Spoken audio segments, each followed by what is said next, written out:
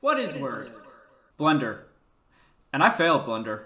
Big time. In 2023, one of my biggest goals was to get better at Blender. I set the habit that I would work on Blender for at least 15 minutes a day, at the very least. That way I would be doing something. I made some progress, not as much progress as I think one should make in a year. That's so bad. A lot of ups and downs in the year of 2023 for me. This video is not about those ups and downs. I am just walking through all of the projects. I'm just walking through some of the projects that I worked on, and we're gonna make fun of the ridiculous amount of vertices some of my models have. Oh boy. I actually started learning Blender in 2022.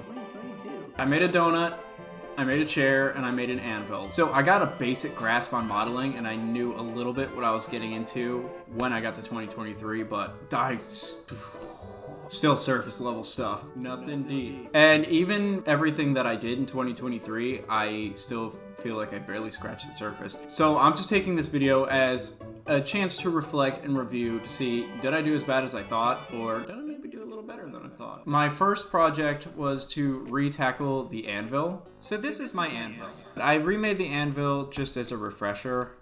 It got me used to working with booleans and subdivisions and even a little bit of baking. Yeah, it got me into baking a little bit. I really struggled to properly bake this on here. It's supposed to be flat there, and I wasn't able to bake it correctly to get that flat look. I ended up kind of just saying good enough on this project and walking away because I'd spent 1 or 2 weeks on this. It's okay. It's not bad, you know? This actually gave me an idea. I wanted to make the Excalibur from the Disney movie Sword in the Stone. I thought, okay, well, I can make a little animated scene. Maybe it can get me into character modeling. Like, character modeling is that easy. Boy, would I find out. I thought, okay, so the next best step for me is learn how to make a sword. How hard can it be? So this was my next project. I don't exactly remember everything I learned from this whole tutorial sequence. It was a whole little animated sequence kind of going through how to make a little scene and the stone and making the sword and some of the stuff like this emission and whatnot. It started with making the sword first, which this is a really cool sword. This was a tutorial by Fastrack is what they were called. And I just remember kind of Being a little confused the whole time because I understand that everyone's modeling techniques are a little bit different. I was just used to the way that Andrew Price taught me the way to do things, or the way I learned how Andrew Price did things. And Fastrack, I don't really remember, but he would have you do a bunch of subdivision surfaces and apply those instead of like modeling the edges yourself. which I was confused about. For some reason, it didn't feel as handcrafted. I also feel like I didn't really learn anything from this tutorial overall. Oh boy, this looks like a freaking mess. It's loading. Hold on, it's loading in. So it was a whole cave scene. You can find the tutorial online if you're interested in it. It's a really good beginner tutorial. But having already learned the donut, learned the chair, learned the anvil, it felt kind of like I had already done most of these things. I just wasn't used to the way that they had modeled things, so I didn't like the tutorials as much. It felt more hand-holdy a little bit, and it was more of a kind of follow-along tutorial, like click this, you do this, you set it to this number, you scale it down to this exact size. Whereas Andrew Price, what I appreciated about his tutorials is he didn't give you exact measurements of stuff. He told you how he did things and why he did things. So I just found I got more out of those tutorials than Fastrack. Yeah, this is pretty cool.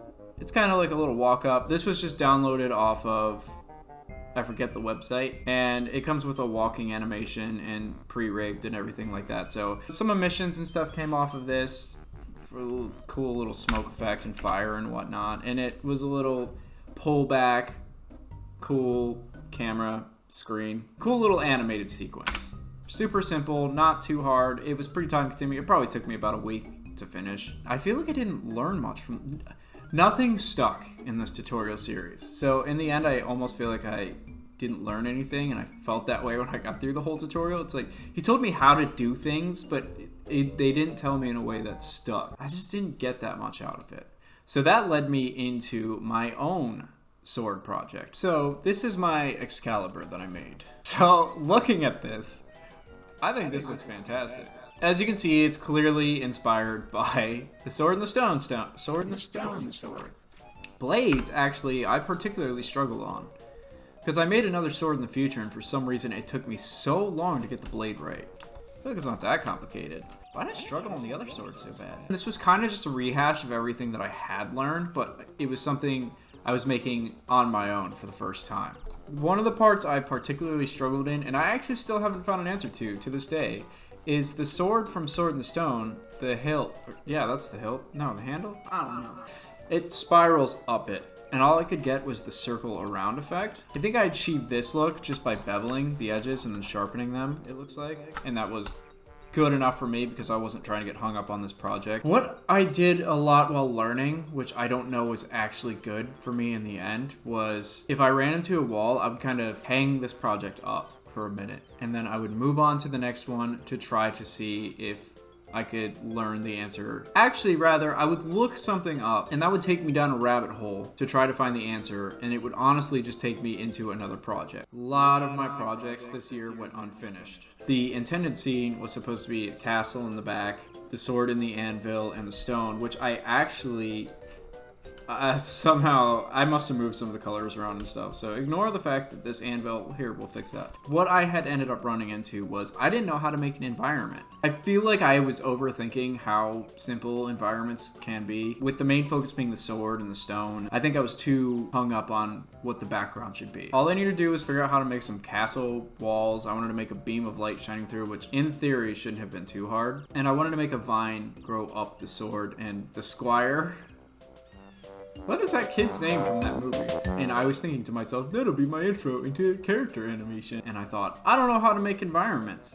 Where do I begin? Even though the last video kind of went into it, like he made a floor and stuff, a stone floor and the cave background, but that's not how I wanted to do it. I just sound like I'm shitting on that channel, but it's just, I don't know. Not my, what, irrelevant! So anyway, yeah, I thought, I don't know how to make a castle wall. Hey, past me, you made the sword, right? Texture images? All you needed to do was find some bricks. Put them on a wall, probably. Something simple like that. Shoot, do I still not know how to make the castle walls? Oh.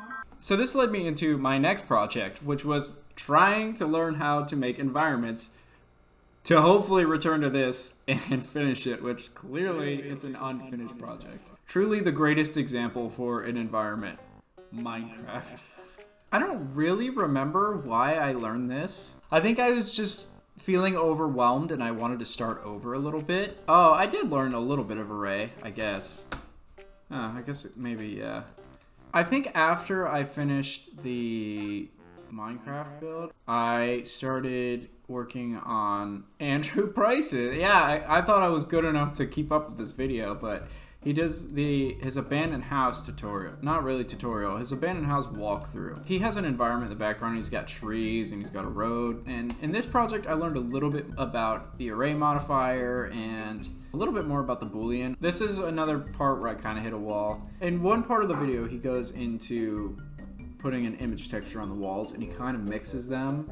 If I recall, I haven't watched the video in a while, but he kind of mixes them so some areas fade into looking more worn down and some areas are better looking, and I had no clue how to do that. This is beyond me. I'll try to find another video to learn how to make environments. So that led me into CG Geek. He had this environment video where it's a camera sweeping over a range. That's where I learned about the landscape add-on. He teaches you how to make low poly trees and stuff so that your environment doesn't get too overwhelmed. It taught me a little bit about the hair emitters and how you could make trees and whatnot, and duplicating a bunch of them and making them a little bit random so they don't all look the same. Clearly something's not working because this is still really laggy. I have a weird ego about not wanting to cheat things or shortcut. And he said from far away, you could put just image textures. In my brain, I'm like, I don't want them to be flat. I don't want them to be pretty baby so that I know they're real. I think I just didn't understand what my computer could do and what it could handle. So as you can see, it's incredibly laggy. And I thought, well, I learned enough here, so I'm gonna go into making my own environment scene. And I think this is where I started to understand that the ideas I had for what I was creating just were a little unrealistic. But I still didn't quite grasp the concept that I was thinking too large. Because looking back on most of my projects, I think I was thinking too large scale for being a beginner. I don't know what it is, but I'm like, I want to make this cool, big ass scene. And it's going to be so cool, and there are going to be tons of stuff in the background. It's going to be super detailed everywhere. Oh, let me make this big ass, huge scale thing with fog and none of the trees that are flat. Oh my, that's pink. Oh, you can see my computer is struggling. I had intended for the camera to come through and like fly through the bridge, and someone was going to be walking. The bridge and the rope took me way too long to make. I think this is where I started to understand maybe I'm trying to do too much. So I took a small step back. That's where I got the idea that I want to make a scene similar to this. So then I started working on a little bit more modeling, trying to learn how to make cool looking cliffs and stuff. Instead of baking the image texture on, I thought I'll just crank up the vertex count on them. Look at that data. Oh shoot! Oh, it's not this one. So after I made the cliffs, I started blocking out this scene a little bit, which this actually, in my opinion, turned out really, really good. I mean, it's not the best, but it's not awful. I'll put the finished render on the screen. I made this little Japanese style house. I thought that'd be cool for the scene. And then I made this pagoda just to have something different in the distance. It ended up just being a flat plane for the river, but I kind of wanted to get into making a river. And the river tutorial I was looking at was based on particle systems, but my computer could not handle it. I don't know if I was running out of storage, because at the time I think I was running on about 80 gigs of memory left. I don't know if particle sims require you to have free space in order to finish the particles, but it just kept saying my storage was low. So instead of a river, I thought I'll at least attempt to make an ocean with waves in the background, which I didn't end up doing for the scene, but I did make the ocean. It was a super simple tutorial. I don't remember who that one was by. I'll throw that one up on the screen with the name. As you can see, I have entirely too much detail. I guess that's not terrible detail. Quite a bit of vertices for the river, but these cliffs are so dense. They're just entirely too dense. These are all freaking vertices. It was fine for the picture. I got the picture to render out just fine, but to do anything animation wise with my computer, that's a big ask. One of the coolest things that I learned in this whole project was how to blend image textures. So typically what you learn is you run it through a color ramp and a mix shader, and then you can adjust it a little bit. The color, I have just mud floor and I have just bronze color just so you can see a little bit of the contrast. It just looks more like mud, but as you can see, you can kind of get a little bit of difference in there. I wanted more areas where I could have random bits of sand, random bits of mud or dirt. So one of the coolest things I learned in the entire project was vertex painting. Probably super basic stuff, but for some reason I had no knowledge of it. I had to do a bunch of digging. I think you just plug the red in. Perfect, yeah. Then you would go over to your vertex painting. It's now just completely covered in clover because I think the one that goes to the bottom is usually the one that's covered. Now I can just change this all the way to red. Red is supposed to make the clover show up and black is supposed to make the bronze come. I'm the worst person to be describing this right now because I don't. But this just gave me the opportunity to mix them so that I could have more control over my environment, have some areas that are mossy and have some areas that are muddy or whatever. But that was definitely the biggest thing I learned from that project, and I used it so much after that.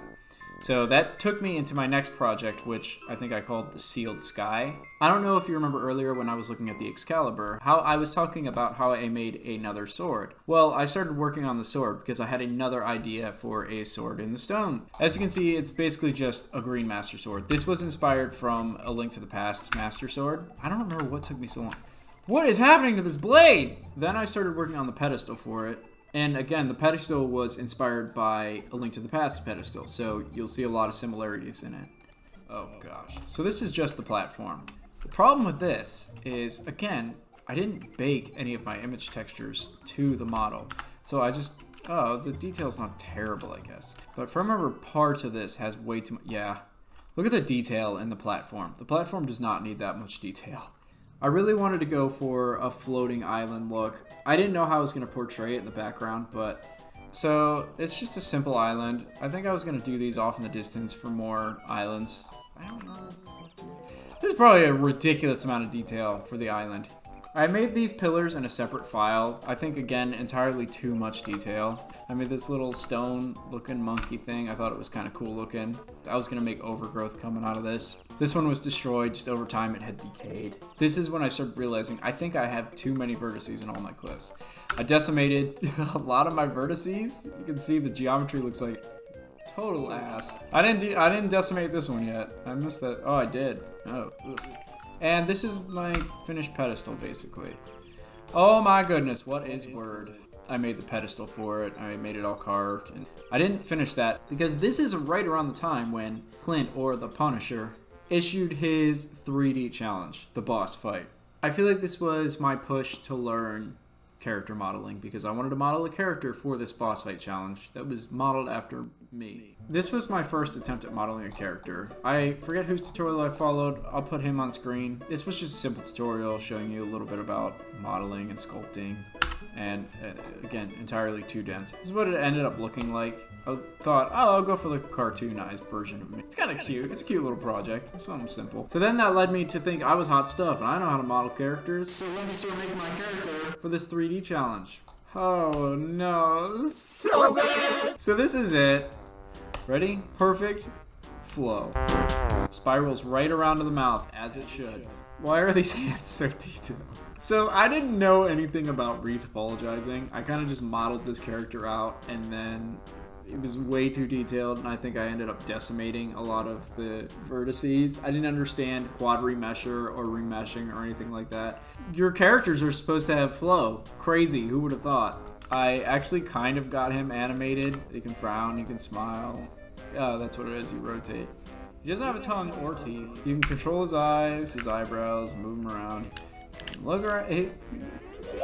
This took me like 3 weeks to complete. Way too long. I wasn't making good pace at all for the 3D challenge. And I thought, well, I gotta start making the boss for the boss fight challenge because I need a boss. So I decided to kind of model it after our cat.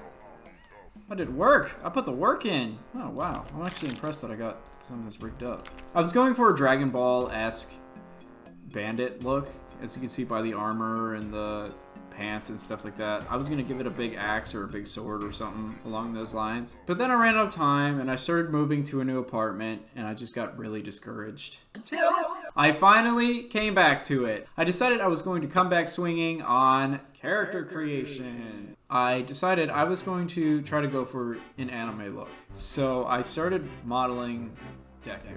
This isn't bad. This is taking me entirely too long. I started this project back in November. I started it not long after the boss fight challenge, kind of stopped for a while, came back to it and really started hitting it. But again, I've done a much better job, as you can see. I have topology.